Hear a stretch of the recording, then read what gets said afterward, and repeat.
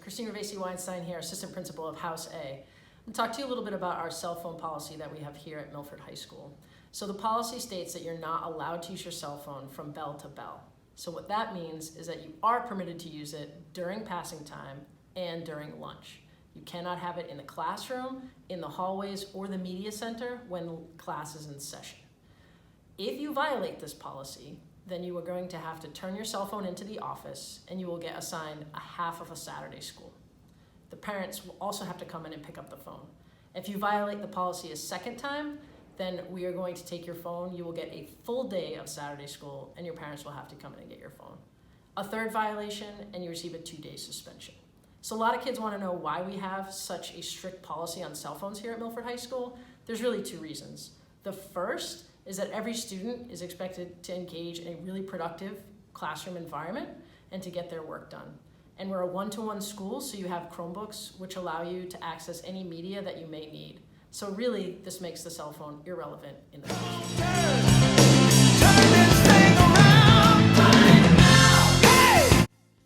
Hi kids, I'm Mr. Pierre Gustavo, House B Assistant Principal. I'm going to talk to you about class cuts. What is a class cut? A class cut is when you're unaccounted for at least 15 minutes of class time.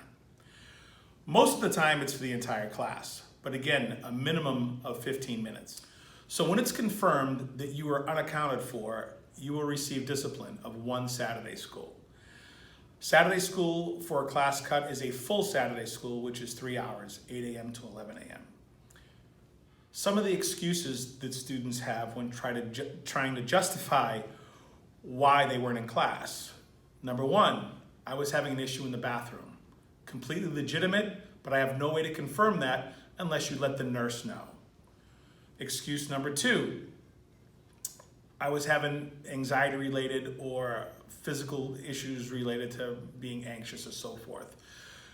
Fine, completely legit, but if you don't let a counselor know, an assistant principal know, adjustment counselor know, there's no way for us to confirm that. Another reason, I just wasn't feeling it. Maybe there's someone in the class that you're having a conflict with. Maybe you're avoiding something in that class, from something academic to something social. Still not a legitimate excuse.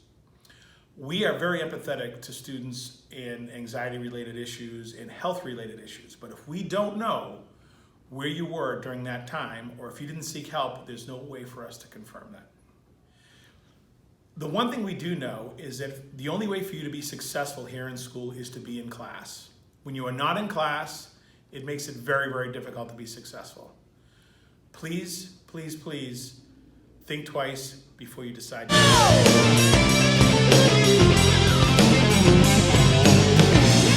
want to talk about tardiness to class. Lots of times students might be a few minutes late to class, and they often think it's not that big of a deal. But the reason that tardiness is an issue here at Milford High School is because you're not only interrupting your own learning environment, you're also disrupting the learning of the other students who are already seated and doing their classwork. If you are tardy to class, your teacher should speak with you and potentially assign a detention if they feel that's necessary.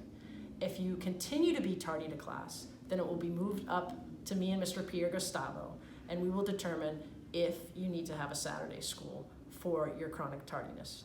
Being on time is an important life skill. When you get a job, you're not going to be able to be late all of the time. The expectation is that you're there when you're expected to be, ready to do the work that you're assigned. Right now!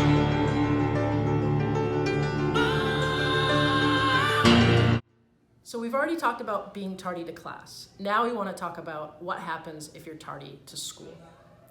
If you are late to school, meaning you're not going to arrive prior to 7:50, then you need to enter the building through the front entrance on West Fountain Street. When you enter the building, you'll be in the foyer and you will see Chromebooks there for you to sign in on. Once you sign in on the Chromebook, you can enter the building and go directly to your class. If you arrive to school after 9 a.m., you're going to enter the West Fountain Street entrance and you are going to go to your house office to check in. The Chromebooks will not be available for you. When you sign in on the Chromebook, the house secretaries and your teacher get notification of the time in which you entered the building. If you come to school on time, but choose to spend time with friends and you don't get to class on time, you will not be permitted to go to the front entrance and sign in on the Chromebooks if you enter from the lobby. It is very important that you understand that that will require you to show up to class late without a pass, and you'll be subjected to the same expectations as those students who are targeted to class.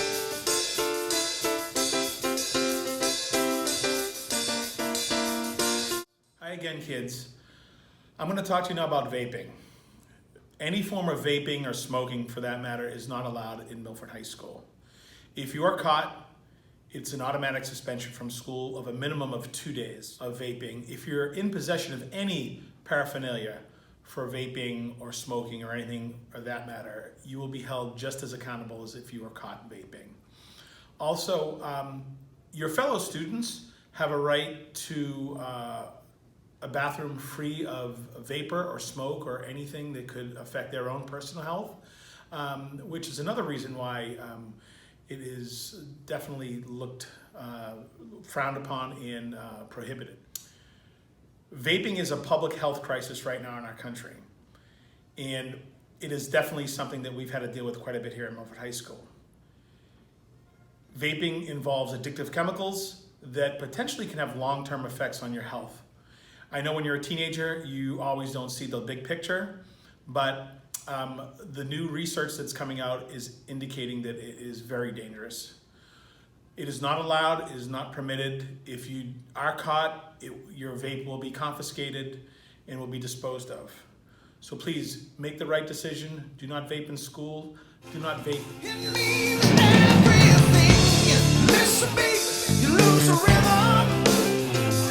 As you are all aware, we are one-to-one school, meaning every student will be issued a school Chromebook.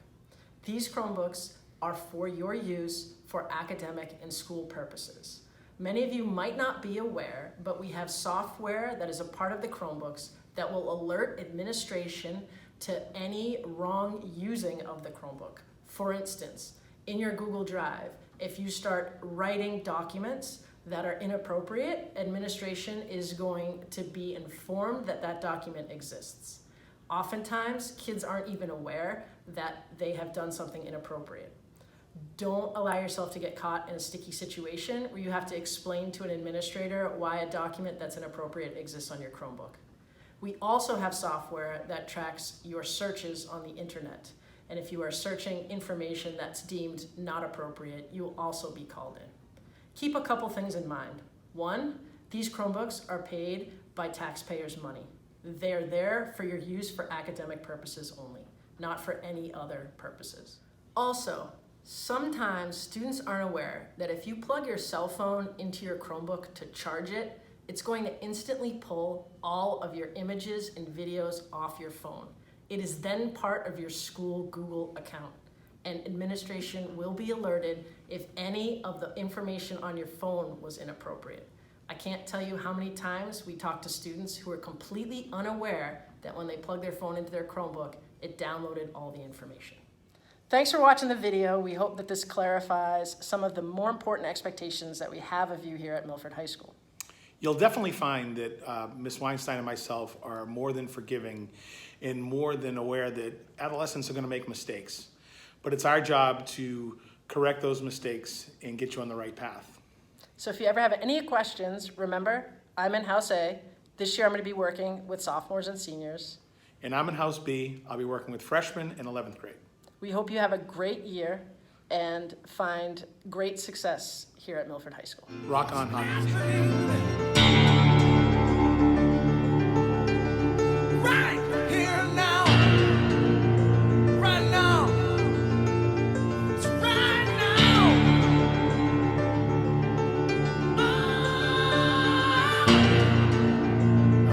Lastly, I can't remember what we're going to... Purposes only, not for any other purposes. Also, pause it. I can do this. I can do Wait, this. you know I'm recording, right? Oh my gosh. Cell phones are a really useful tool in the 21st century, but Jesus. Class cuts. Yeah, I got nothing. So being on time in the workplace as you leave Milford High School is going to be a very important skill. BAM! Nailed it! Hi kids, I'm Mr. Pierre. All right, everybody, thank you so much for watching this video. We really hope that it highlights some of the expectations of your behavior here at Milford High School.